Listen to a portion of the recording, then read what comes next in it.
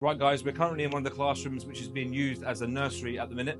That's right, and this building was initially built for the older kids in sport, and we're using one classroom for the nursery children here. What we want to do is build a purpose-built nursery building for these children from 3 to 6 years old, so that they can have facilities that are suitable for them and also suitable for disabled children, inshallah.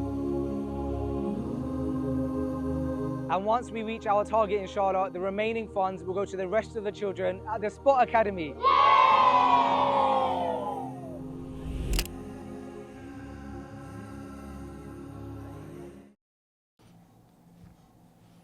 I don't know how many push-ups I could even do. I reckon you could do 8. I think I could do 20. Show us. I'll try. Well, I'm fast. Let's try. I think I'll do 20. Yeah. Probably. Put your money where your mouth is. How many do you think you could do, Josh? You could do 100. We're live. We're on. Do you think you could do 100 push-ups, Josh? In one go? In one go? Yeah. It's a lot. Potentially. If you just adjust your mic, there we are. Okay, I guess we'll start now then. You ready? Yes. Assalamu alaikum, guys. Welcome, Salam. We're in Dubai. Good to see you. Good to see you too. It's the first handshake since I've seen you. Yeah. How are you doing? Nice, alhamdulillah. Yeah? Good. Alhamdulillah. So, first of all, what brings you guys here? What brings us to Dubai? Good question.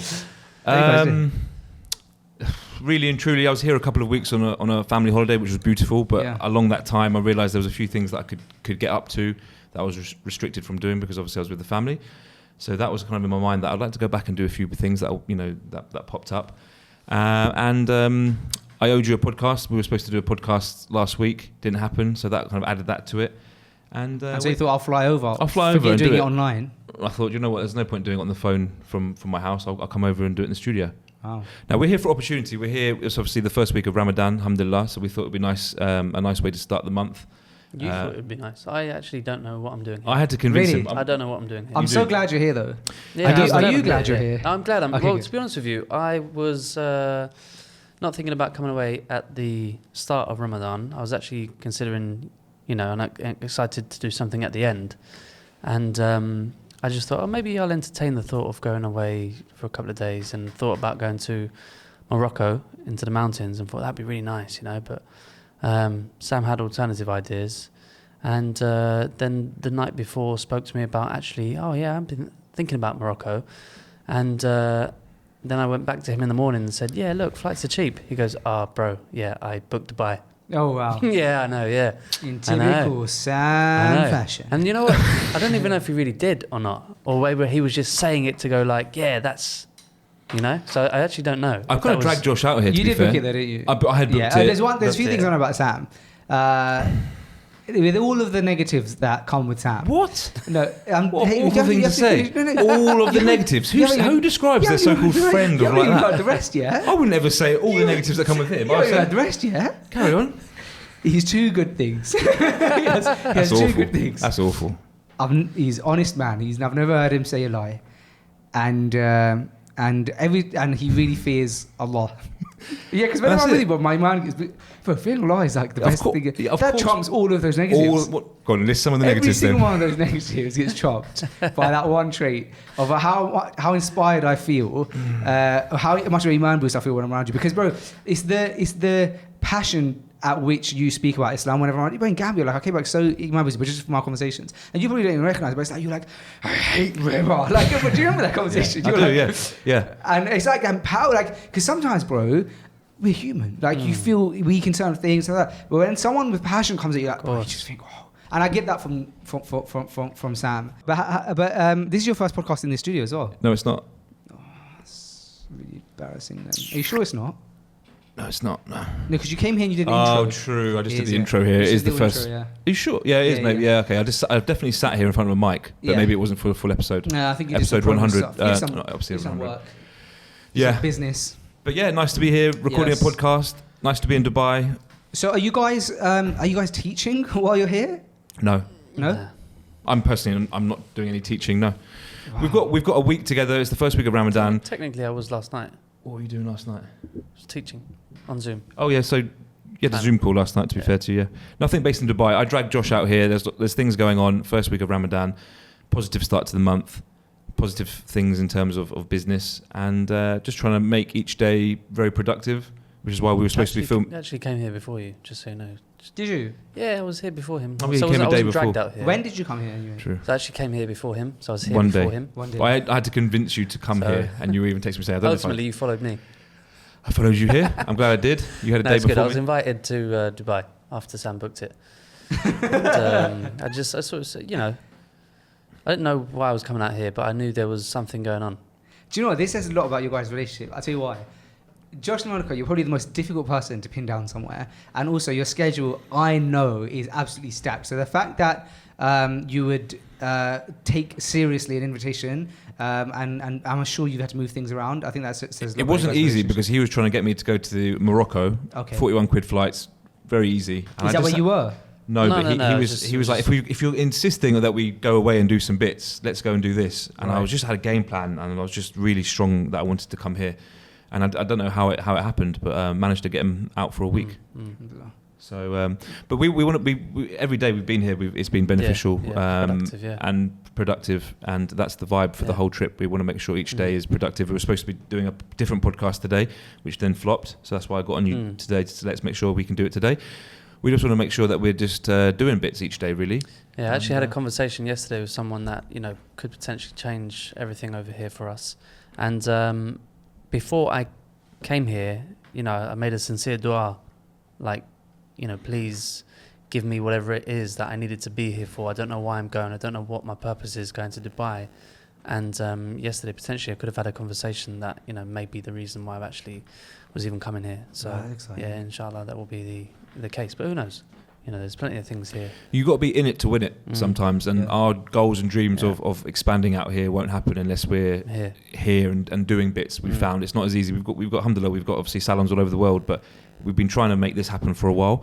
And what we've realised is it's not a joke, it's not a game, it's something that we have to take very seriously. So by being here and even spending time here, learning areas and learning where we want to be more is very valuable. And networking and meeting people that live here. And Josh has had a couple of really beneficial meetings before I got here with some people doing good stuff. So we're trying to make it happen. And I think by being here is much more likely to happen. Which areas do you like? Where have you seen? There's so many amazing areas. So back years ago, we almost opened in JLT. Okay. For me, DIFC is a spot that I think is really cool for a men's spa. I'm quite open though, bro. Like I'm quite open because everyone I speak to, if they live here, you know, everyone's got a different opinion on where is good and what will work. And I meet people that, you know, would slate JLT, JVC and places like that, and DIFC saying that won't work. You have to be in the mall, you have to be in Jumeirah or whatever. But for us, I think we like what we do. We want to start small and build it up. So we want to find somewhere that makes sense to us. You know, it doesn't have to be. We definitely not aiming for the mall. You know, in the future, if that happens, great. But it's not really on our list of areas. But we're quite open. We're just trying to figure it out. For me, DIFC I thought was a really cool place for a men's spa. But then everyone I speak to says no, it won't work there. So we're just still trying to figure it out. But there's a few opportunities in the horizon. So we're just kind of figuring it out still. And last time I was here, it was the same thing. I was viewing units all over the place, Business Bay, JVC, just all over, just trying to figure it out. So that's where we are with it, really. We want it to happen, so we're trying to make it happen, really. What's interesting is that Dubai has this amazing culture of like consultancy and teaching and stuff though as well, because people are coming from all around the world, and so there's a lot of opportunity here. Even I've noticed for myself to go into corporate world and lead seminars and deliver education. And so in your guys' world, obviously you guys are already masters of education, like in everywhere else around the world, but education has there's a really big demand for it here. Have you guys noticed that at all? I mean, only since I've been here, Yeah, I've had massive demand for multiple DMs saying, "Are you teaching here? Where's the event?" And I'm like, "Yeah, sold out." Well, you got to look at it like this. Like where being the three of us are born and brought up in the UK, right? And so being raised there, there's like a massive history of a lot of the kind of like labour work, or like there's like degrees already set up in loads of different skills and stuff. So things get passed around in generation. The beautiful thing about Dubai is that it's like a melting pot for everyone all around the world. Everyone around the world, successful people all coming here, and but then because of that, there's so much that people haven't been exposed to from like people from the UK or people from the US stuff, and so there's so much still to learn in that sense. And so that's why I think like people want to gain skills here. but also they see opportunity and they want to learn from the best, and the best come here. And so they come here to teach. So, so yeah, there's massive demand for education. That's one of the things that really took me by in every industry. That really surprised me. Yeah, interesting. I think all that will come. I think for us, we're just trying to get our foot in the door properly, and then from there, from having a small space somewhere or a space somewhere, we're going to try and build it just like we've done everywhere else, and eventually academies, multiple salons, products, everything. That would be the plan. And you know, not even just Dubai. There's a lot of areas in and around that we're very keen on growing and being. So yeah, we're just trying to make it happen. Early stages. And inshallah it will happen maybe this year, inshallah. Inshallah, man. So how's Ramadan going in general? Alhamdulillah. A few days in, very early. Yeah. Very beautiful so far. So good. Yeah, the iftar time is like similar to UK, yeah, isn't it? Yeah. Which we're actually, we were saying yesterday, we're excited to be able to, you know, obviously we're doing it here, but 6 o'clock it seems quite simple and quite easy compared to, me certainly, the first year that we ever did Ramadan, it was like 9:45 p.m. that we broke fast, almost 10 o'clock at night, and until like 3 o'clock in the morning, 3:30. 3 in the morning, yeah. So that's how we entered. That's how we entered. So every year naturally is getting easier. So we feel like, you know, especially 6 o'clock, almost like just a walk in the park. You know, it's not too difficult. You guys wait till that 4:30. We've not experienced it, but I've heard that. You know, yeah, I can't wait. But that just seems too easy. Not too easy. Obviously, there's still challenges in it, but that's when your kids can fast. Yeah. Because I remember opening fast in school, in like after school club, like they were like, the receptionist would come up, be like, "Oh, your mum called. She said to give you some water." Nice. So that's nice. But so in some ways, it's kind of good that you're that the late ones were when you first came. Definitely, we came in when it was most difficult. Yeah, but that was our feeling and experience of Ramadan. That it's really tough. Yes, it's very beautiful, but it was really tough the first year. Our routine, like alhamdulillah, it was obviously great, but we would do Isha, Tarawih, have some food maybe, then we'll go and like chill at Josh's waiting for Fajr to come. Or stay up all night. Stay up all night, do Fajr, then like I'd go to bed at like 4:30 in the morning or so. 24 years old, 2 grown men who'd never fasted before, always had food, drink at our disposition. All of a sudden, boom, you have 18-hour fast. It was incredibly challenging. It was challenging, yeah. Mentally, physically. I think we were starting work like after Dhuhr time at that point. So we would almost like then go and pray Dhuhr in the masjid and then start trimming clients after that. Very different. The point is, it was definitely challenging. 6 o'clock in the evening, I don't see that as much of a challenge. So I suppose more enjoyable. You can maybe focus more and get more out of the day. Yeah. But definitely not as challenging. So have you been staying up in Dubai? Have you been staying up all night? No. Good men now. Tired men now. Yeah, tired men. Yeah, I could never. Maybe tonight. Had bare energy yesterday. Yeah, you had lots of energy. Well, tonight we're playing paddle. We're playing paddle tonight at midnight after Tarawih. Yeah, so where are we going? Nice. I'm not sure, but you can definitely join if you like. Oh, you said you were busy play tonight. paddle. I just said, do you want to, no, he doesn't. But I said, do you want to do something tonight? He's like, no, I've got work things to do. Have you? I've got work things to do as well, but it's nice to spend time with your friends. I think it's amazing, bro. I like paddle a So lot. many people have recommended paddle to me. Yeah, I highly recommend it myself. There's one out here on a lake. Have you seen that? Yes. Friday night I'm playing on that one. Yeah. So tonight we're playing paddle. So maybe tonight we'll stay up till Fajr. Okay. Maybe. That sounds like a vibe. Yeah. Yeah. Well, we're playing for like 2 hours from midnight, so it might make sense. Oh, you'd have to. Yeah, exactly. Yeah, 2 a.m. And here everything's open for Ramadan times. Exactly. I think that's one of the beautiful things that I love being here. It's like you can see Ramadan in the little things. Like you see that the country kind of adapts to it. Like 100%. Something really small. Like I was ordering yesterday. I ordered iftar, right, on the app, and I can't remember if it was Deliveroo or Talabat, but it was like when you clicked order, it was like just bear with us because it's the iftar rush right now. Yeah. And so you'd never see that in the UK. Like Sure. the fact that even just said iftar, I'm still not used to some of these things. Of course. The other thing I'm really not used to is the fact that 20 minutes before you know it's Ramadan, you find 20 minutes before Tarawih, you find out it's Ramadan. Whereas in the UK, you find out like Asr time, you've got 5 hours to prepare. Yeah. Here, I came home from Maghrib, still don't know if it was Ramadan or not.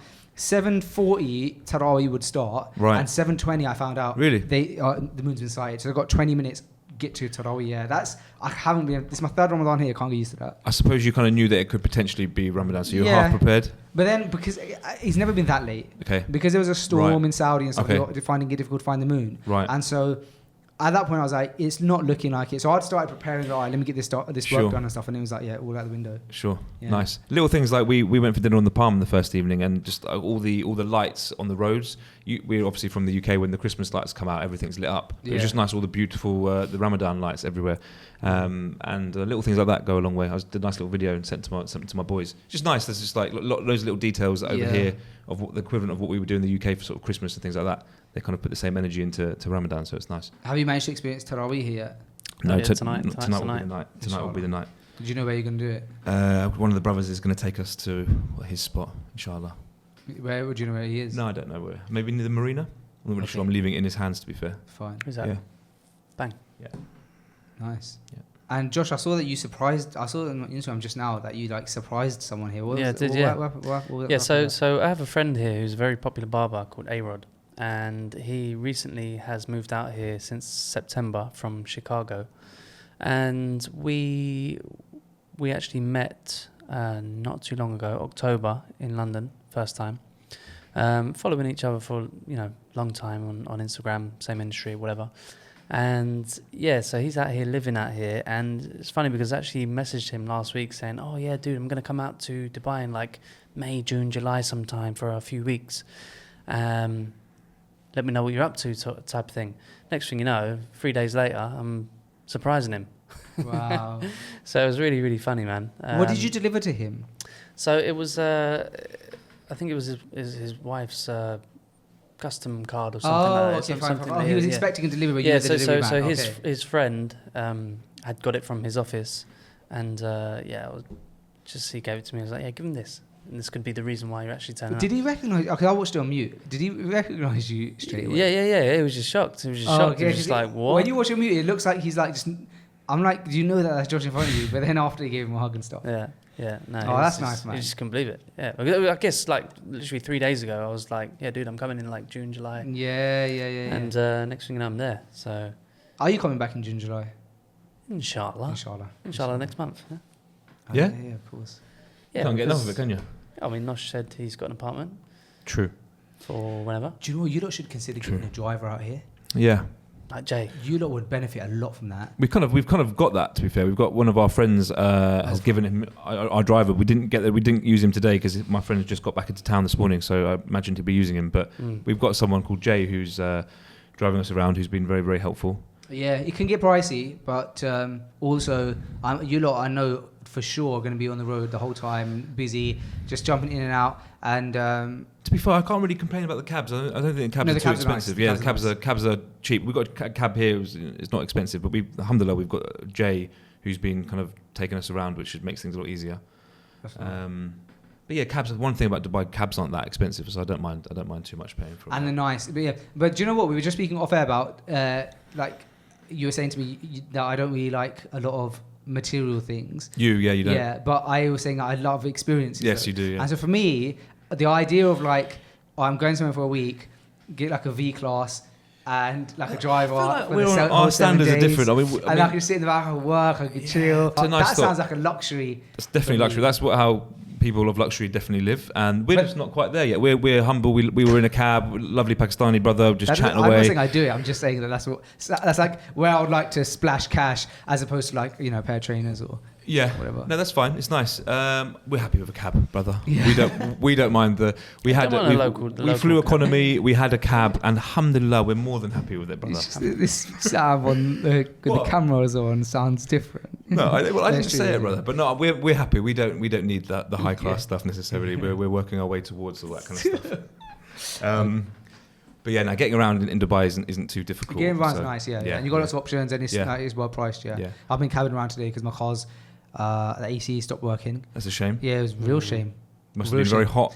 I got home yesterday. Must have been drenched. I was fasting yesterday. I came home drenched. Yeah. Sweaty. Yeah. I was driving for an hour without AC at the Dhuhr heat. Did you have the car window open just to like give you some sort of vent, or was it making it worse? When you're driving 120 on the motorway, opening your car window, having loud hot air coming in, it just adds to it, to be honest. So no, then. That's a stress. It's one thing, me, a 30-year-old man, having to deal with that. But when you have your 4-year-old son in the back going, Daddy, I'm sweating, you just think, I'm probably not giving him the best upbringing right this minute. It's true. So yeah, we got home. He So was you're like getting half awake. Walked home like, "Mommy, I'm so sweaty." Yeah. Oh yeah, sorry about that. So yeah, You're getting the car's car gone for sorted? yeah, car's gone for a service. Yeah, they came, Nice. they picked it up, Nice. go fix it, and then deliver it back to you. That's the other thing, bro. It's like everything's just so service Efficient, based. yeah. So yeah, I called them and they were like, "Yeah, cool, we can come pick up now if you want." I was like, "Yeah, come pick up Nice. now." But unfortunately, I thought I'd get back today. I'm not. To take another couple So what are you going to do? Well, I could figure it out. I'll probably have to rent a car or something. You love it. What, Maserati again? No, I never. Do you know what, Josh? What's hilarious, bro, is that I never. I'm not into cars, right? No, I'm not into cars. But being a person who's not into cars, for coming here, I've been able to drive some really nice cars by like accident. And You had a G-Wagon the other day, didn't you? how do I explain this, Sam? Explain it. Let's be open.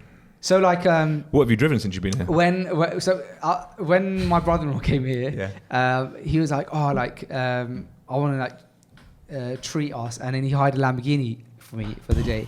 And so, being someone who's not into cars, I'm like, "Oh, I've actually driven like some nice cars." What else? And then one of my friends rented a G-Wagon and left it in my driveway with the keys, and then was like, "Just drive it around." So I took myself to the nursery in that. Fair play. And then we did hire a Maserati for Freshly Grounded because we did Freshly Grounded episode 350. So we wanted to get a nice car for the vlog, so we did that as well. Yeah. So couple Maseratis. Living nicely. No, it's Mashallah. all. But all of that has been not me renting a car. It's all been like okay, someone by else, and you've accident, someone enjoyed like, it. and they've left it there. So I've been able to drive some nice cars, but I'm not. It's not a thing of mine. But That's funny. I've It's driven never some happened nice to me before. No one's ever Nah. left a nice car. G-Wagon, on mine. nah, you haven't got the same But that friends. also has never happened to me before until now. And I want to sound like just a snob on the podcast. The whole podcast, Of course, I've been speaking like how I'm not normally.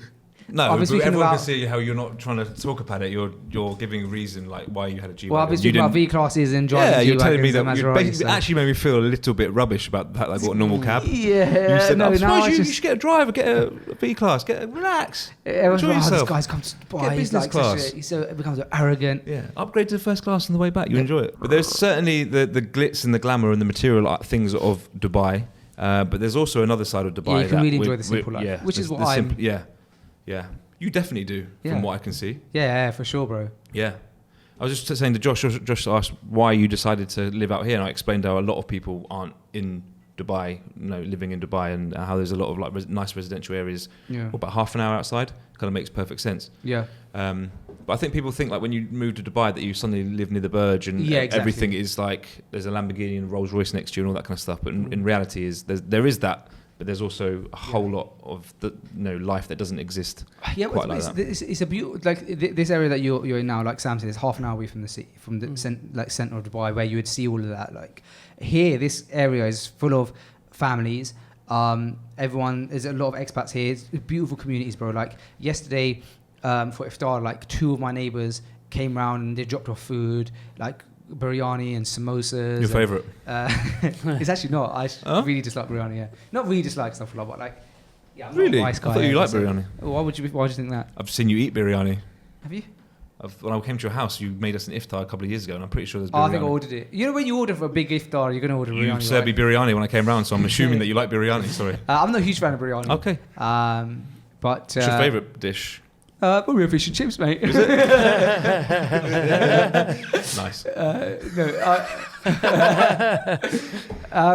But yeah, offensive? bro, it's really cool. So and there's loads of schools around here, and everyone's like, walking to Taraweeh and you're catching up with your neighbours about the kids and stuff. It's really it's a lovely community feeling. But yeah, there's none of that like what it would go to Dubai for a holiday. It's just really beautiful, calm, lovely communities, and everyone's got kids the same age, and everyone's here on like building something, and it's a beautiful kind of culture in that sense. That's cool. Yeah, and I think like Kaya says this a lot. Kaya's like sometimes people criticize the Middle East or Dubai and say like, oh, there's not much culture and stuff. And he was saying, and I think it's true as well, that it couldn't be further from the truth. The culture here is cleanliness, it's great service.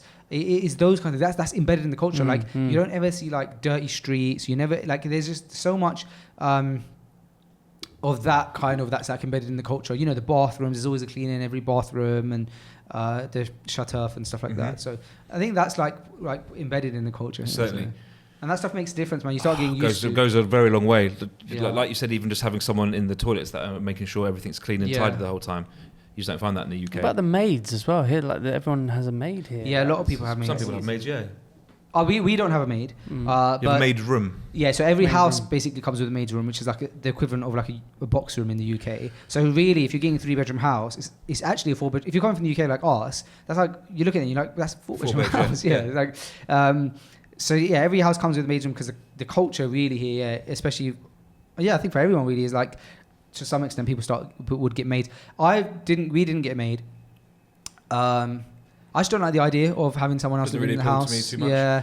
We when I was on holiday 2 weeks ago, we were out having dinner, and the table next to us, clearly quite like a wealthy big family, a few different families together, and there was clearly like a maid there amongst them feeding the kid. Yeah. And it was just like a Well, strange, you're not used to it, right? a strange sight. But like laundry stuff, cooking. Laundry, cleaning, great. So there's a lot of that. Like you can get like cleaning companies here at like really good rates. I feel like in the UK, getting a cleaning company or cleaner feels like it's like a bit of luxury. We never had that in the UK. Yeah. Mm-hmm. We do have it here because it's like kind of the norm in that sense. There's like you get really good rates on like good cleaning companies that just come like regularly, like help with stuff around the house or like just like a deep clean and things like that. And it's helpful when you've got kids and Certainly. things. So yeah, but yeah, no, that didn't necessarily appeal to us as well. I feel also in Dubai, there seems to be a pleasant smell in the air everywhere. Obviously, people burn baku everywhere, it seems. But there's always, like you said, the culture of it smelling nice and that feeling of cleanliness is everywhere. But even like and then you came to my house.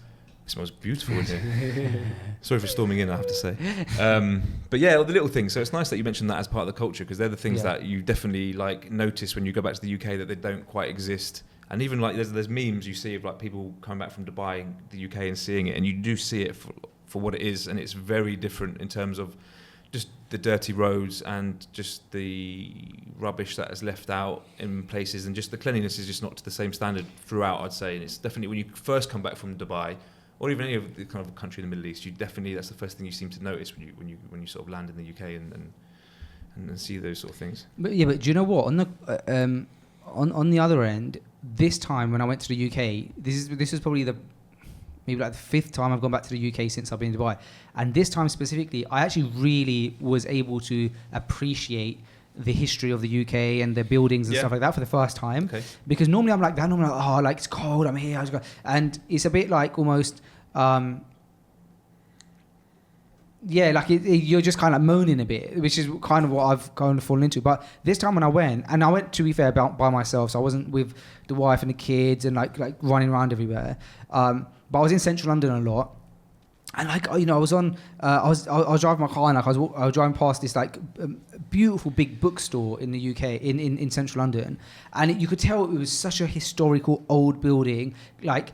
It was almost like a really old library, like what you'd see in like the Harry Potter movies or something. And I could appreciate that. I was like, do you know what? That looks like such a beautiful, the cobbled floor and stuff like that. So I got to appreciate this time. And I was glad I did. And I think what it is the problem is when you compare. Yeah. You're like, oh, I'm going from, like, I'm comparing hot weather to cold weather. Or I'm comparing, like, this street to that street. But when you can see the beauty for what it is, there's a lot of beauty in that I started to almost appreciate it, like how when I was raised there, I would be really proud of kind of being from London in a sense. No doubt. So I got to appreciate it a bit in that sense this time. Definitely not putting dirt on the UK. I think the UK is incredible, and architecture architecture and all that kind of stuff. Yeah, like mind blowing.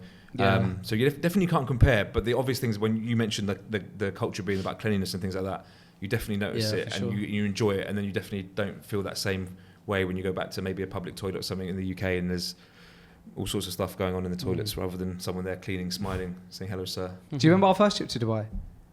Yeah, yeah, I do. Yeah, when of course. we were on the jet ski. Have you done the jet skis here yet? Not here now. How many times have you been This here? is my 3rd time. Okay. But both first initial times were like really like vacation. So I was in hotel one spot, didn't really do much. Okay, fine. Yeah. So this is me exploring Dubai. Really, this is me sort of, getting to know it a little bit for what it is. So we haven't done jet skiing. Kind of hasn't really been on the list, but we definitely could do. I'd like to. It's kind of one of those things that once you've done it once, you've done it, right? No, I quite enjoy going on jet ski. I just don't know if Josh would enjoy it. I went on a boat when I was here on one of the vacations with a friend that had a yacht. Wow. That was an incredible experience, to be fair.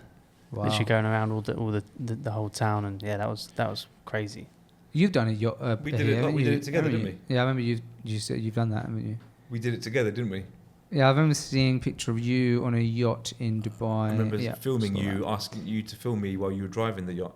Oh, we drove a yacht. you drove a yacht, didn't you? We both did. You kind of forced us away onto that. Yeah, I did. Driving of that yacht. Yeah, that was good though. That was a good experience.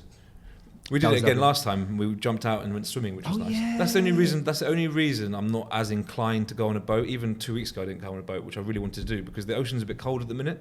Is it? Yeah, it is.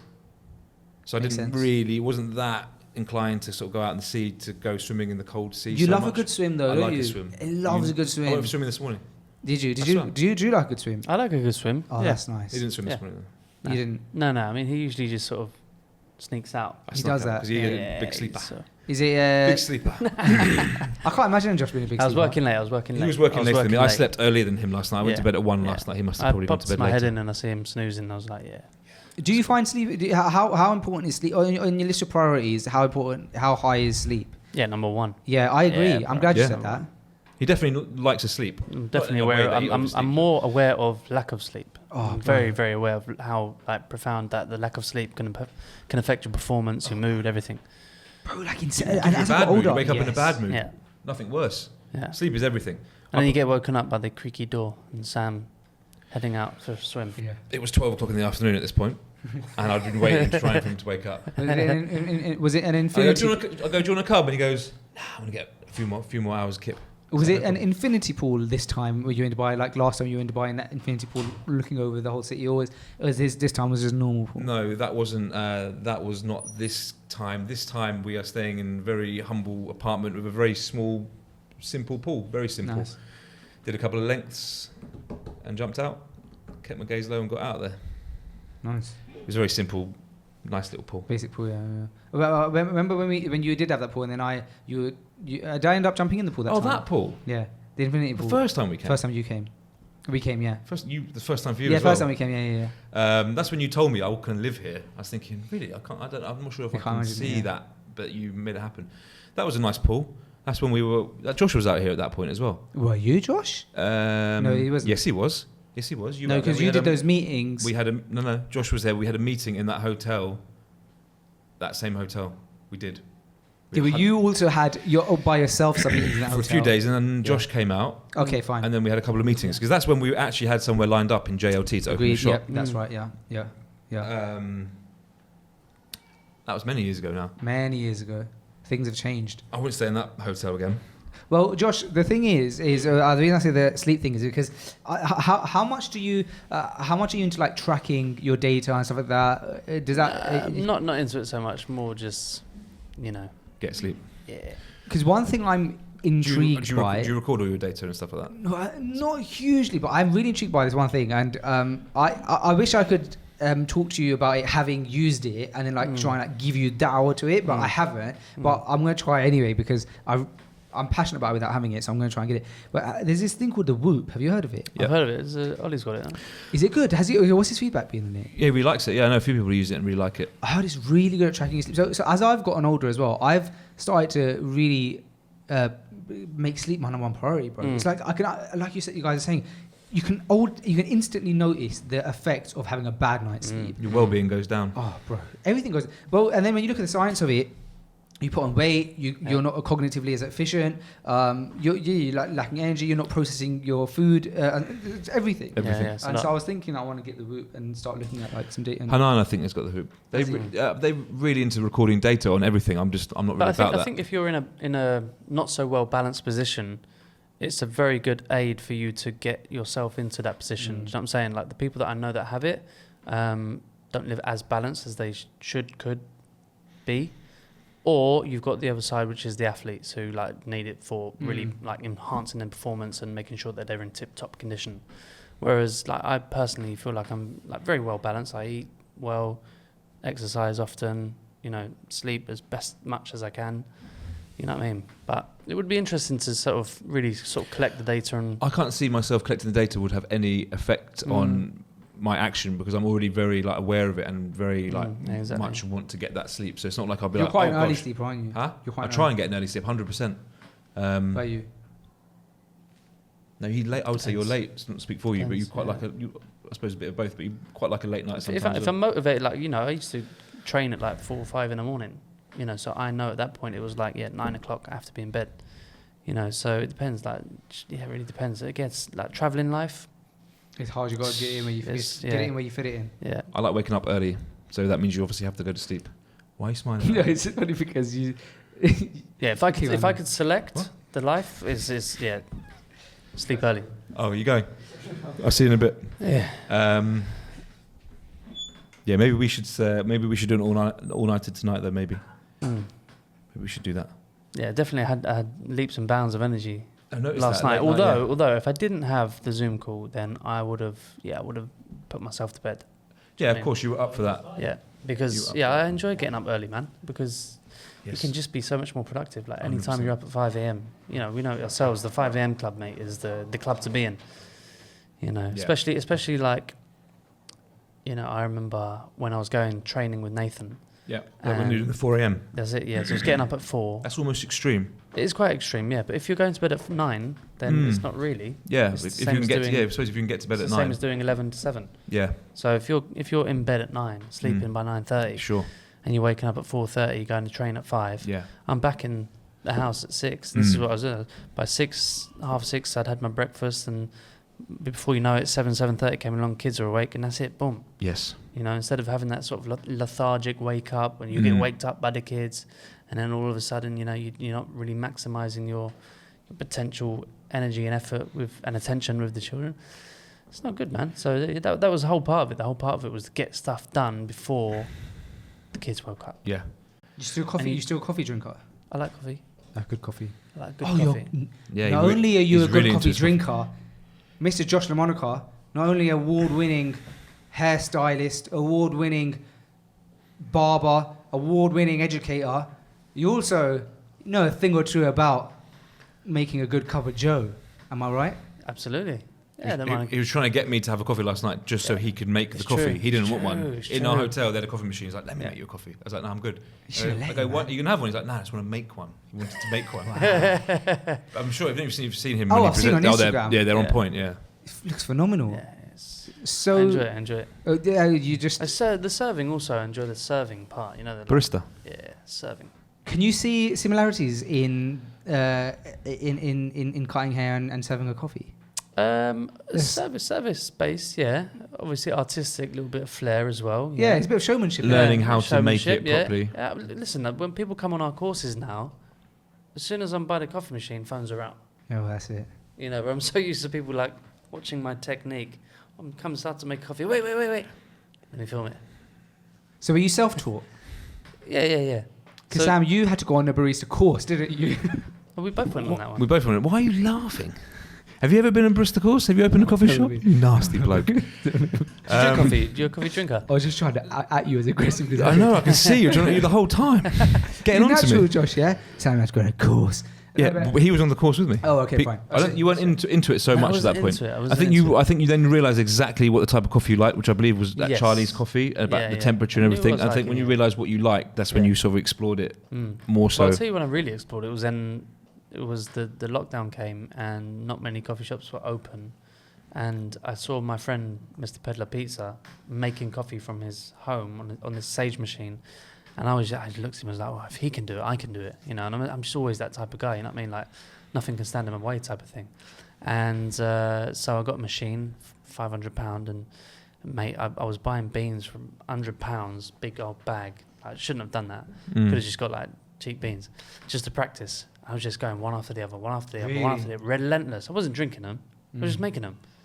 I was just finding people to see like, who wants coffee? Boom, boom, boom, just putting it out there. Poor old Jay Ashak from our course, during the lockdown, gentleman from Malaysia came on our beginners course, and They still haven't slept. He's still up now. yeah. It was kind of like a guinea pig. It was like, Jay, try that one. Oh no, try that one. This one's better. It was it was just relentless learning, just watching on YouTube and just trying to get it. And after about 4 months, sort of lockdown finished, and I kind of got the knack of it. Yeah, because so Kaya, who also co-hosts this podcast out here, he got a coffee machine, one of those ones, right? And I didn't realize how intricate it was until he got it and he was explaining it to me that you're weighing the amount of beans, the water has to pass through in a very specific way, even to the point where how finely you grind the beans. I was like, wow, this is so complex, and all of this affects the coffee. It's complex, yeah. Wow. So I mean, you I'm got the beans. still You had your own grinder as well. So you yeah. grind. Yeah, so I'm still no expert by any means, but I enjoy it. I enjoy learning about it, and yeah, it's It's a fun. shame that your passion for coffee came after we sold our coffee shop, Don't say. because that would be different. It would It would have been really different. Don't would have been say. so different. We'd probably still Don't have say it now. Yeah. Probably have I'm like trying to say. more If than I, coffee. you know what I knew now. I've Coffee. enjoyed that coffee shop actually. 50. Yeah, we did a lot of promo for that coffee shop in the Soul episodes. podcast. Yeah. Sponsored Yeah. by it, I wasn't hear it? people still whipping in sometimes, getting that FG discount. Are they? Whoa. No, I don't know. Nah. Well, I'm for sure good few some years, people For are. a good few years there was. Yeah, they were. Certainly a lot of people We should used get it that. back. Open a coffee shop if you want. I'm trying to open hair salons out here, but you can go and open a coffee shop if you want. No problem. Well, I remember that somebody travelled from like America or Yes. something Yes. for that coffee shop. Yes. There's quite a lot of really cool experiences from people, FG followers, listeners going there from all over the place based on, it was a big sponsor if you think about it, with all the cups and Yeah. we spoke about it all the time. Yeah. There was a lot of support. Yeah. There's someone from America, a sister from America came and she had a suitcase and she left an envelope of £100. What was that for? Don't know. Oh, she left it on purpose? Yeah. Oh, wow. Sorry. She left the envelope Oh. as a gift for £100. Oh, gift. £100. I never mentioned it before because I was never sure whether it was supposed to be split, so I just stuck it in the. Just stuck it. Would the split be between the coffee shop Shop, guys or that's special why I garlic just couldn't work guys? out, or so I was thought, it you know like what, for argument's the sake, three I'll of stick us it- should I'll just stick it in the maybe back just take out your £3 I thought, do you know each, what? or- I'll avoid the complication. Stick it in the back pocket. Yeah, forget about Not it. mention it. Yeah. Let's not bring it up. Okay, I have another really interesting thing to actually talk about. Actually, so as you guys would have seen, but not the people on camera, Fawaz just walked into the room. Now, Fawaz, my brother-in-law, who also has moved out here to Dubai. Assalamu alaikum. Assalamu alaikum, Fawaz. You Alaikum can now hopefully be heard on mic. Assalamu alaikum. Yeah, we've got you somewhere there. Now, what's really interesting, I'm going to embarrass him a bit here now, is that first ever Freshly Garnered event that we did, episode 100. Do you know what I'm going to say? You probably don't. No. How long ago was that? Episode 100. Episode 100. I want to say The one that I came to. 20. The one Yeah, at you were there. King's Yeah, Cross. the first one. King's Cross. Really beautiful venue. I talk about that venue all the time. Beautiful Very, venue. very expensive. £16,000. It's too much. Ridiculous. We booked a beautiful venue for our. What was the our second one then event. that I came to? The one in the theatre? That was Yeah, a bit. That was Aldrich. a lot more. Aldrich. That was a lot more affordable. Very impressive though. That was probably maybe even more It impressive. was The way fact more that we did that. impressive, Yeah. It's the fact that it was West End. Yeah. Yeah, I yeah. don't remember the one at King's Cross. Was I watching? You I were was there. You were there. No, you you were were on involved, stage. weren't you? Yeah, you were didn't involved. remember With how the- old is Sam? How old is Sam and Josh know each other? You We were on played that stage. game. You were on stage with us. Yes, It's fine. The one with the game. The game, It was yeah. With like, really- how well do we know each other? Who's better at yeah, fading? true. You got all It was these. great. Yeah. Freshly Garnered. And then the Aldrich Theatre one was just a chit chat. Yeah, GT. Yeah, chitty. Yeah. That's Yeah, Lats. I think Lats was on the first one as well. Yes, Yeah. that's been numerous times. Oh, may Allah bless him. So it's 4 I years mean- ago. It was 2019, so 5 years ago. Okay. Oh. So you're talking. How old were you for us there? How many years ago is that? 4? 2019. Five years ago? 5 years ago. So You I'm was 22 now, so it would have been 17, 18. boy, 17-year-old boy. Yeah. I thought you were just calling him boy. No, but the reason I say that is because Yeah. Josh, you spoke at that event. You came down, and I remember after that, Fawaz left that event and was incredibly inspired by Josh. I don't know. Nice. Do you remember this? I do remember. I remember I never heard of you before. Yeah. And that day I had a notes page open, and one of the only notes I made was Josh Lamonaca. I need to search this guy up. Yeah, he was And so that's it. inspired by you on that That's day jokes. that he actually spoke about you for a long time after that and was like, his old brother told me, he was like, I think like Fawaz sees Josh like as his mentor now. Nice. So I might actually just embarrass you and tell you that because I think it's a really cool thing. I think Josh actually really, I think like he loves making an impact on people. So I know that you would appreciate that, Josh, that you've made an impact, and you don't always know the people that you impacted. So like the fact that you get to see. I have met Josh before at a barber bash. Well, he probably doesn't remember, but we came to. I went to a barber bash before. The one in London, yeah. In Ramadan, last Ramadan. yeah. And I remember like we were struggling to get dates or something, and we gave you some dates, and we were fasting. But yeah, I met him then, briefly. But just at that point, I don't know, I was just something. I don't remember what it was. Something just tickled in me. Ended up later on becoming a barber. Then I kind of completed the circle at the barber bash. Then I moved here and I kind of let barber and go. But still, it was a nice ride. Amazing. But he's still got his equipment on him. Yeah. Got the old JRL every now and again. You're looking at it. This right here. No, that's a really bad example. I haven't had a haircut in a while. Do not judge it from here. But yeah, but I wanted to say that on Mic Man because I think that's really cool when you don't always get to see the impact of your work. Yeah. And I think it's nice and cool when you do get to see that. The second one was really random, wasn't it? I think I was invited, but I couldn't make it. You weren't supposed to be there, then you just got Yeah. back from a trip that day, That's right, and then you showed up. I was like, dude, should I come up? What location? Where was that? Surprised us. That was Aldrich. That was Aldrich. Aldrich is good. Aldrich is a good home for us, man. I like Aldrich a lot. The guys there are lovely. I still get emails from Steve, who runs Aldrich. He's like, "Are you guys thinking about doing another event soon?" And it's just I have been thinking about it. I've been thinking maybe we should do like a London event. A London event would make sense. I wouldn't do London and Dubai. Would it be one or the other? I think London and Dubai would be good. In Dubai, you just need like a few more you need like more licenses and stuff. I'm sure you can organise that. Yeah, I think so. I'm gonna aim for it because the TED thing inspired me to do more live events. How was TED? I've been waiting to the opportunity to ask you about that because our last podcast we spoke about it. And we did. Yeah. So how was your TED? How was TED? Do you know they did TED? TED Talk. Well, it's TEDx. Just leave it as TED because it says TED. So TEDx. Yeah, I did TED Talk. What was the difference between TED and? Doesn't matter. He did TED Talk, which is massive. Yeah, alhamdulillah. Cool. TEDx is like the other version, slightly different, more open version. TEDx is a bit more open, yeah. Open, yeah. Because TED is like... Yeah, TED you got, bigger boys. Ex-prime ministers and stuff. Yeah. But it's very impressive. How was that experience? Incredible. I loved every minute of it. It was 6 months of prep. Wrote my script like from word for word and memorized it, rehearsed it, and alhamdulillah, they had me on as the main act, so I was the last person. Wow, headliner. I was the headliner. And what was your kind of topic? So actually, you really enjoyed this. It was about showmanship. Okay. So the idea was, so the question that they asked is like when you're doing your prep for TED, there's a few things that they say to you. And one of them is basically like what they want your talk to do. The framework of it is they want you to basically talk about a problem that exists in the world and why you think that problem needs a solution, and then your framework or your solution and why you think people should hear about it. And when I was like, there was a few different TED Talks that I had kind of planned, and then I ended up being this because I was writing this one about marketing, and then I just thought, man, like marketing is not what I like love or I'm obsessed with. It just happens to be something that makes me money essentially. And but when I started thinking about like what's a problem actually that I think that exists in the world, and if I could just have one message to the world, because I didn't want it to be specific. First of all, you can't talk about religion and politics and stuff anyway. But also, there's 40 million people on that YouTube channel that are going to see that, or not they're all going to see it, but that's where it goes, right? And so like, what's something that could impact humans, not just a very specific niche?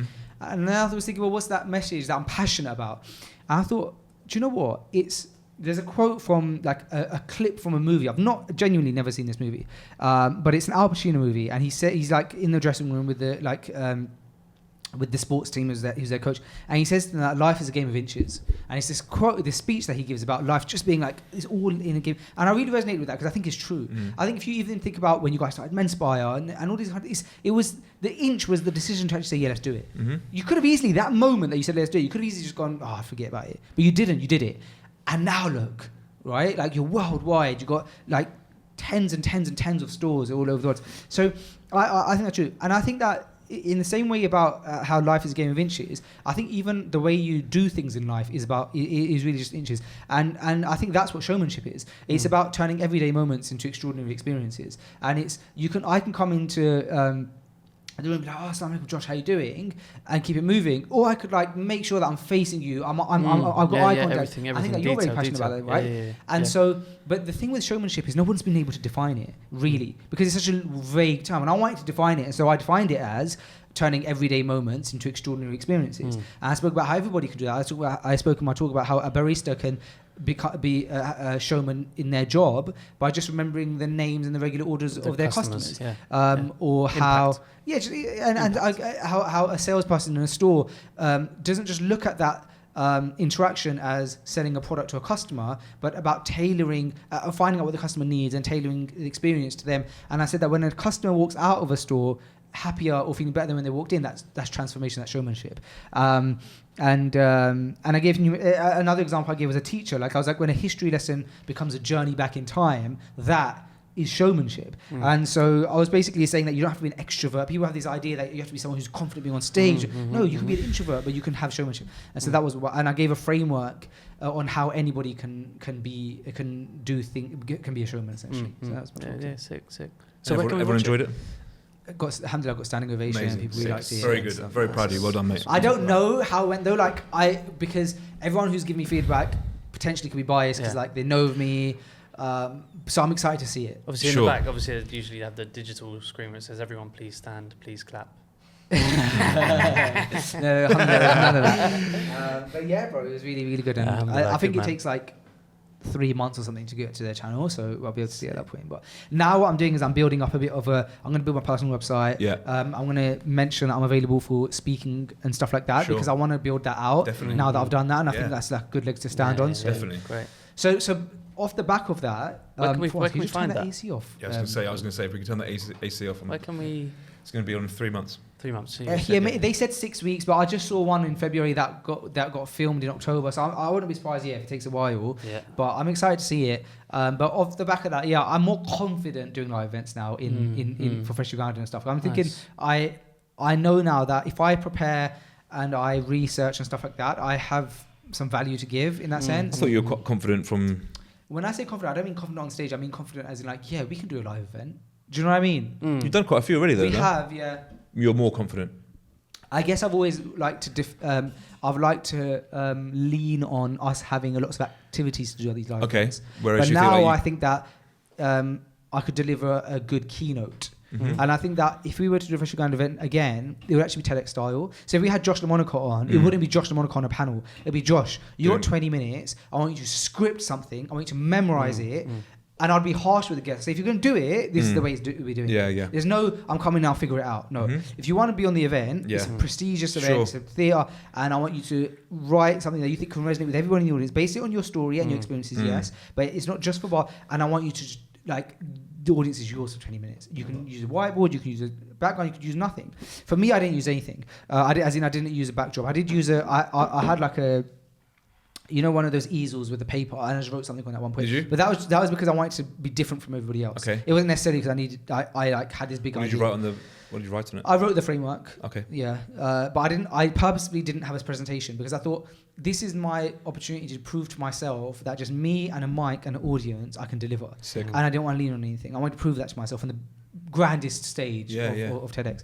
Wow. So I do want to do an event, but it would be I would do a keynote talk. I would have people come and do keynote talks, and it'd be like 4 great talks that people would prepare for like 6 months and memorize, and it would just be like a powerful, inspirational event.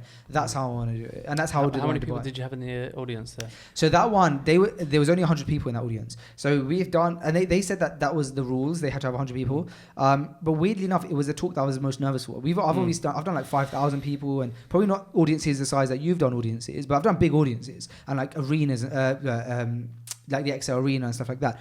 But this was I was most nervous for because of what it meant. I know that it's like people have built their careers off of doing a TEDx talk. Yeah. We've got this one guy in Freshly Grounded next month. His name's Yasir Khan. Amazing guy. Public speaker. Did a TEDx event. Got 1.7 million followers now, and he's a public speaking coach. The guy is clearly making bank, bro. And it looks like a big that rocket ship from TED. Yeah. So I'm aware of that. We're looking to do the same thing, inshallah. Well, I am definitely looking to. Well, it also depends because yes, there's 40 million subscribers on that channel, but there's I would say 80% of the videos on that channel don't even make it past 1,000 views. Really? Yeah. I mean, there's some that's got 35 million views. Right. But just because there's so many TED Talks happening all the time. Yeah. All it is a platform. It's the door's slightly open. Yeah. And it's you just got to give your best chance at kicking that door down. So I think I've given it my best shot. Nice. I'm sure you have. Yeah, but you got a lot of support. It was very good to see. That was nice. Yeah, amazing. That was really nice. Yeah. Do you get nervous on stage, Josh? You do so many events. How many live events do you think you've done possibly in your life? How many what? Live events. How many times have you spoken on stage? Do you think? Oh, hundreds, bro. Hundreds, right? Hundreds. Yeah, hundreds. Don't get too nervous now. There's like that small something there, but not so much. It's because I'm passionate about it. I go to speak. go to give a message. The hair part is just like, it's like the side bit now. You know what I mean? Unless it's like presenting a collection or something like that. Maybe it's just very, very hair based. But ultimately, I'm there to speak. That's actually quite interesting that you've turned what people would initially probably book you in for education on hair, and you turned that into like an experience. Yeah, that that's goes it. beyond hair. That's the reason why I get booked back. Everywhere I go, I get booked back. I'll be in, I was going to say I'll be interested off mic, most likely, to talk to you about how you do your pricing and stuff. I'd like to hear about that because I don't know much about pricing stuff and talks and things like that. But that would interest me from one rookie speaker to an experience to an expert. But you say you don't get nervous necessarily, but do you feel that adrenaline? Adrenaline, yeah, absolutely, yeah. It's funny. I had this question come up when I was sitting at the table with the Sierra brothers, who are very, very popular in Spain and Madrid. And they was like, don't you get nervous when you first go up? I'm like, nah, that's the part where I get really excited to go up. It's actually the middle part where it's more nerve-wracking, because if you run out of things to speak about, it goes silent. And if it goes silent, you're in trouble. You're in big trouble. You know what I mean? Yeah, you can talk about the technique, but if that's all you've got to talk about, no one's going to remember you. No one's going to say, oh my God, that was an amazing experience. They'll go, yeah, I learned that technique, but I've seen that technique before. So it's more so the beginning is the part where there's most impact, and as it is the end. So the way I like to see it is in the beginning, it's all about inspiration, telling your story, the come up, allowing people to resonate with what you have been through. The part in the middle is the information. That's the part where you're talking about the detail of the style, the cut, the inspiration, etc. And then the final part is the motivation. So it's leaving people feeling empowered so that they can go on, with a memorable experience. So I like to categorize it in those three things, and that's how you really get to own the stage and the experience for people.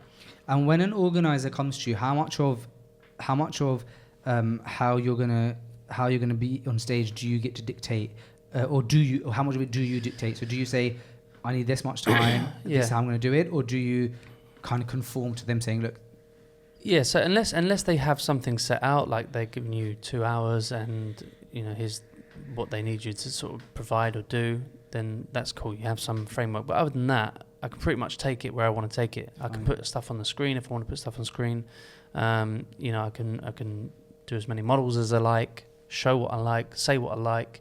So I can be very, very expressive, When I see footage of, I've been saying this for years. I always say this to Sam. Even years ago, I remember seeing you on stage for the first time, on videos and stuff. When I see you on video on stage, it looks like I'm looking at almost like a different person. I'm looking at someone who is, the only way I can explain it is in their element. You can see this is where he thrives. Is that what it feels like to you? Yeah, it is. It really is. It's almost not putting a suit on and morphing into this person, but I think people can get it quite twisted. You still have to be very, very you, as opposed to I now have to be an educator, a teacher, a demonstrator, showman. No, be you, but just do the things that you're supposed to do in order to create what we've just discussed, which is that experience. Because people are coming to a show. People are coming, for entertainment as such. If they wanted to go to a class, they'd go to the classroom. But when it's show, when it's stage, when it's live, you're coming for what? An experience. Something to leave with some kind of, just some kind of experience, positive. And it's not so class-based. And that's where I think some, educators get it wrong. They go there thinking, I'm going to teach someone how to cut hair. And it's like, what? That's why you get them tumbleweed moments. And, it has to be much more than that. Way much more than that. How long did it take you to figure that out, though? Not too long, to be honest with you. Did you try a few where you're just tutorial-based? And it was something needs to be added here? Yeah, I guess. And don't get me wrong, it still does happen. There still comes times where, you can run out of things to say, or you don't know what's coming up next.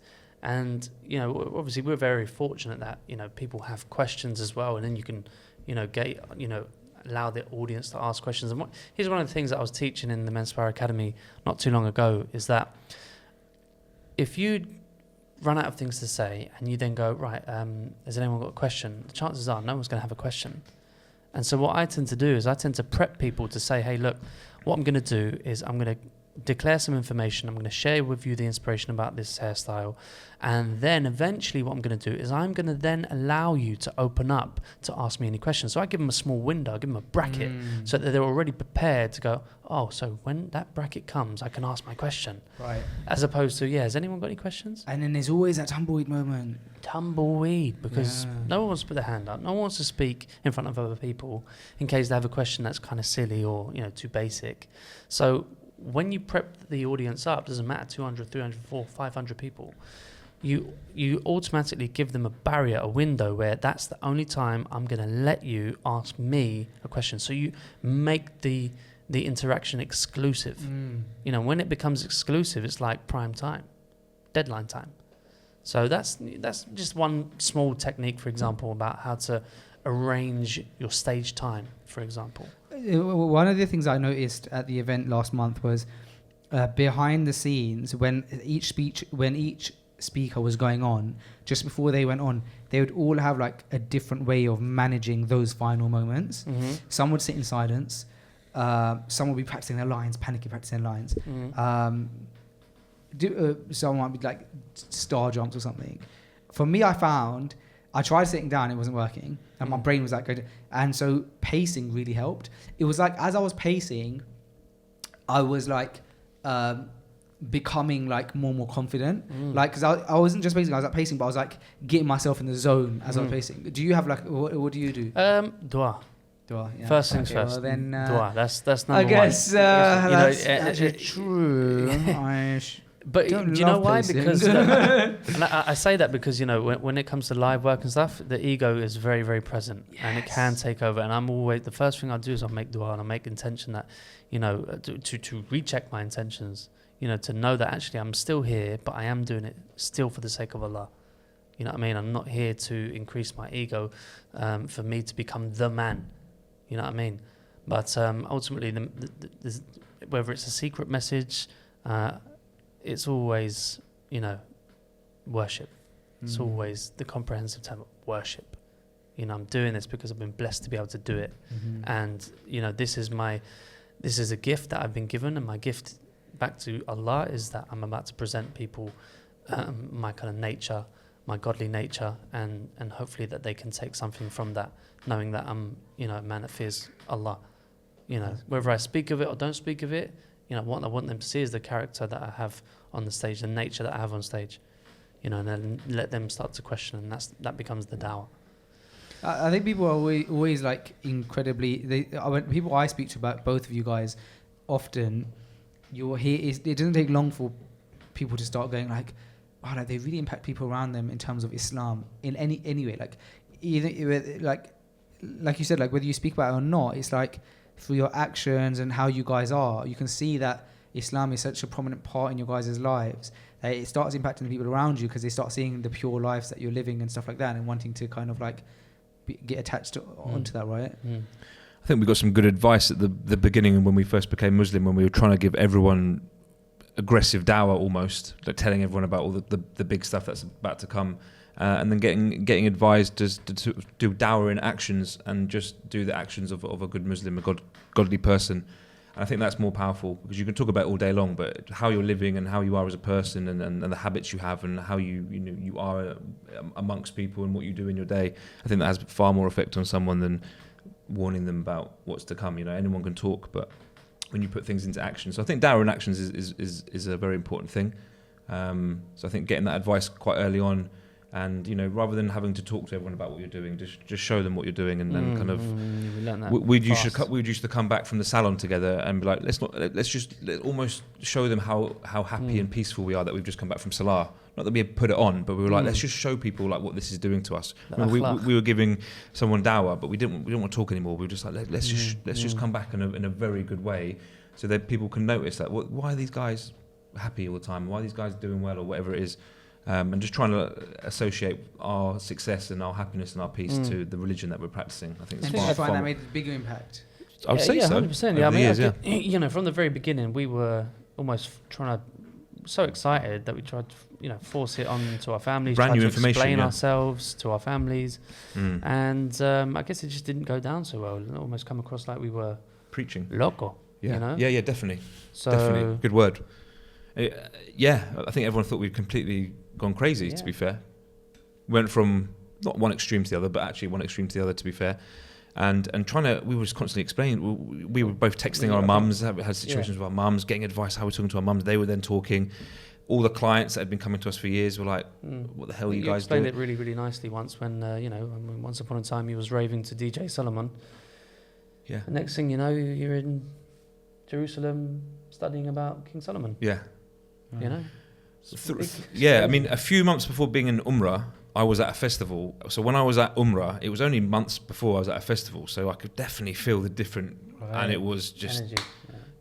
just crazy. So like real was from, like, I was at Festival in the Isle of Wight, really grim experience, to be fair. Nice, whatever, but like no sleep and all the rest of it.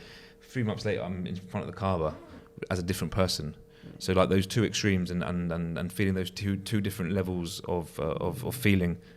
And like you said, like I used to listen to a DJ which was called that name, and then learning about King Suleiman and all that kind of history and all that kind of stuff. So yeah, two extremes really, bro. And I think the most important thing is we were talking so much. We were in our salon at the time. There was 3 of us lined up, and me and Josh were just constantly talking. We had to explain ourselves. It was definitely like people were asking. We had to. We couldn't just be like, tell you later. It was like, so it was definitely the topic. And then actually, after maybe not offending people, but maybe make certain people feel uncomfortable, and when we kind of gained some wisdom to say, actually, let's nip it in the bud a little bit with this hour. Let's just do our thing. And I feel like that had maybe more effect on people. It didn't slow down people around us coming to the dean or showing more interest. I think we, rather than just talk, let's just practice. And then people will then become inquisitive. But you know what? It's funny. The other day, I was in the Men's Fire Academy, and Leo, one of the students on the beginners course, I said, right, guys, like, I'm 5 minutes left. Ask me anything. Ask me what you like. And Leo asked me, how did you become Muslim? Fair play. Like, out of nowhere. Like, I've just been explaining about hair, and I was like, yeah, so feel free to ask me anything. Catch you off guard.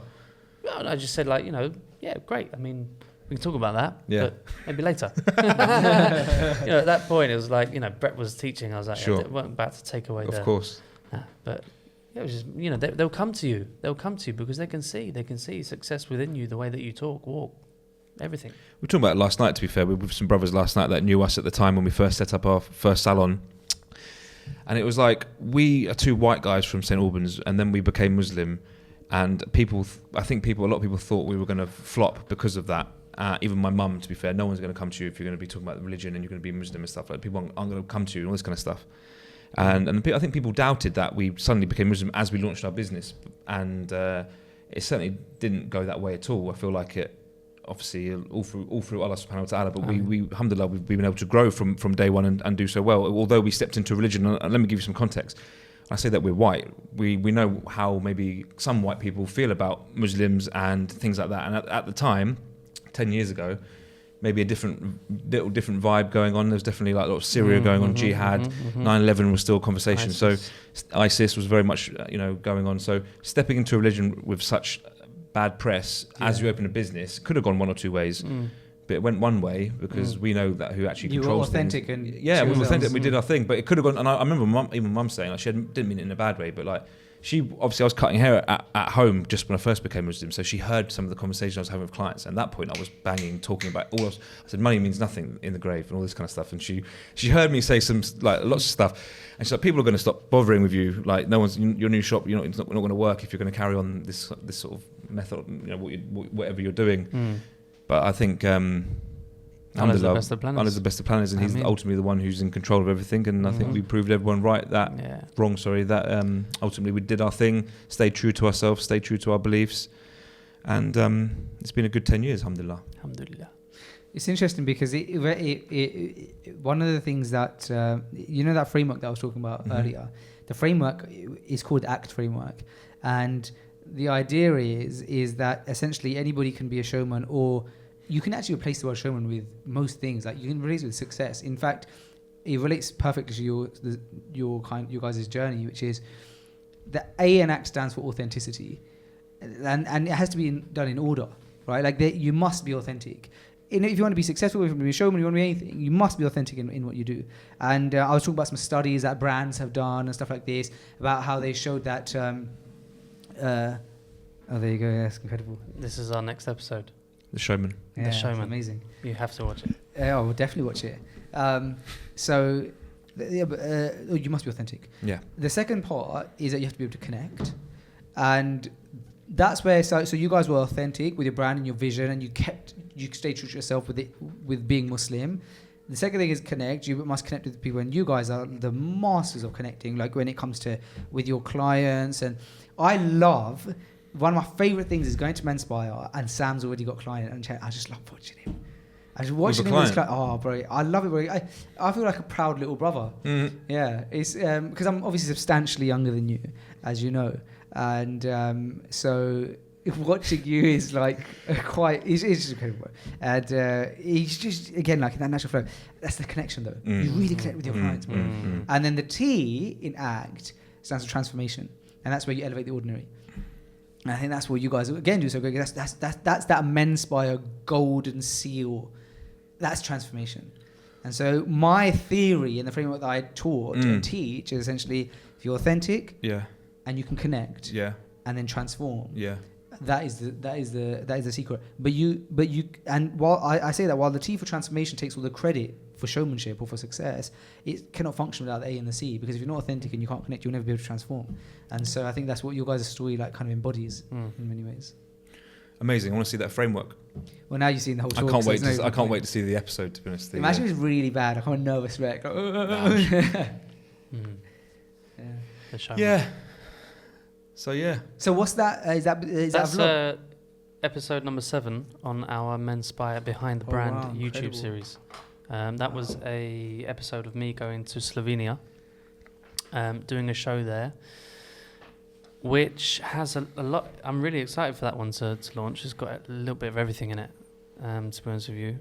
There's also a key feature of Patrick Cameron, who is in the hair industry the ultimate showman. Really? The ultimate showman. He is showman, like without doubt. And he says some remarkable words about the performance that I gave there in Slovenia. Yeah, I remember early when I first met you guys, there was an American guy that had come to the store. Authentic. Andy. Yeah. Yes. Andy Authentic. Yeah. Yeah. Yeah. He was quite a showman. Yeah, he still he is a is, showman. Yeah. Yeah. You go in there, you just feel his energy in the room. Yeah. And he's like, he takes over. Wow. Yeah. He'd love to hear that. Yeah, I remember that. Big up Anti Authentic. Always still shows love and support to this day. Yeah. Really. And he's done very well in his own right. He's based over in Connecticut, right? Connecticut, New York, yeah. And he's very big in his own right with what he does, and he still shows a lot of love and support. But he's definitely a showman, yeah. Do you guys ever get approached by like brands, like specifically?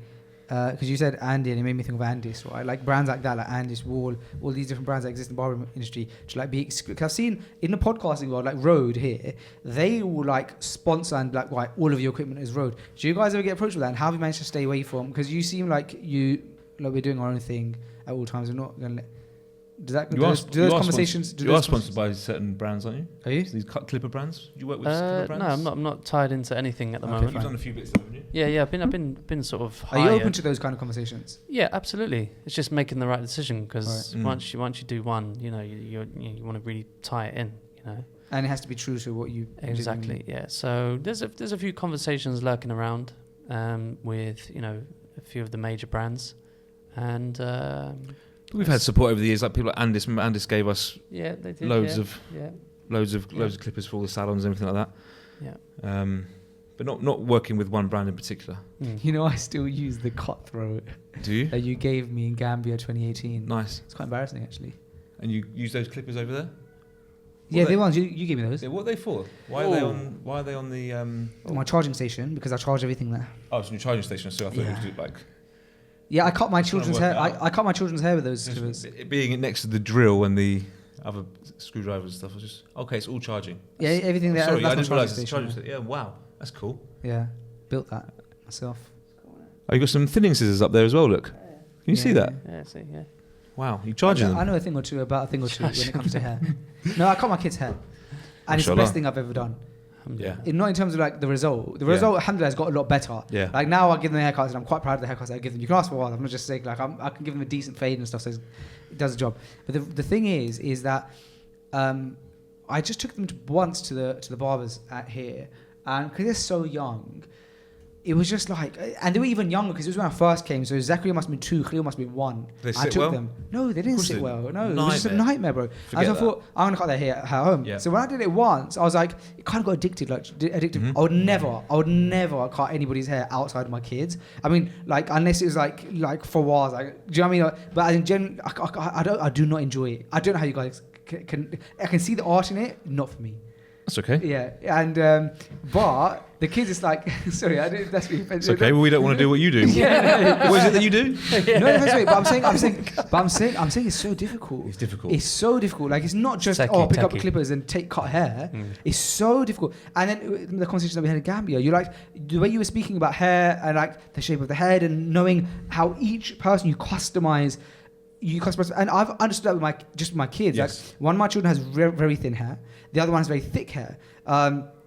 Completely different how you deal with it. One has a very round head. One of them has like a very long head. And it's like, just like it's so intricate. And it makes me realize that it's truly a.